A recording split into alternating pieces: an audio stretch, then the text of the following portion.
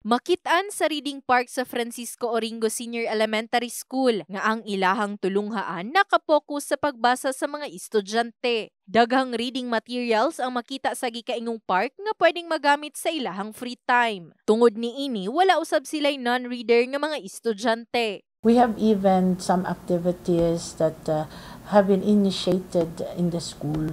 Enero 12 ning tuiga ang opisyal nga pagsugod sa tanang tulunghaan sa pag-aplikar sa DepEd Memorandum No. 1 Series of 2024 kun Catch-up Friday. Kaniadto pa man, aduna nay programa ang ilahang eskwelahan matag Biyernes nga nakapokus sa pagbasa sa mausab sa Catch-up Friday. So, meron tayong tinatawag na P3, pagbasa, pagkwenta, ay may pag-asa.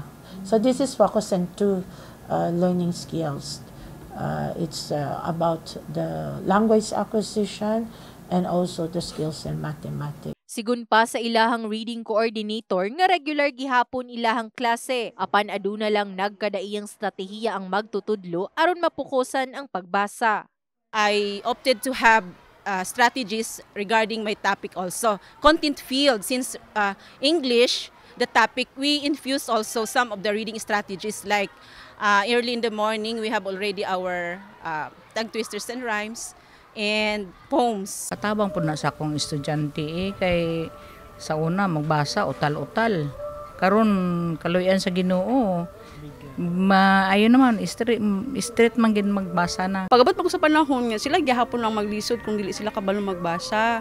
So dapat gid sila kanang kumbaga one-on-one jud ang bata. Gani ang mga estudyante aktibong nagpartisipar sa mga aktibidad sa Catch-up Friday.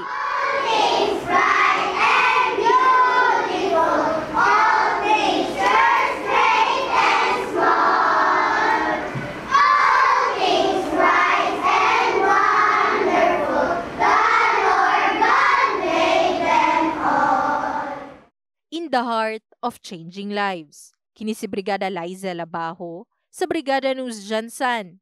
Brigada News.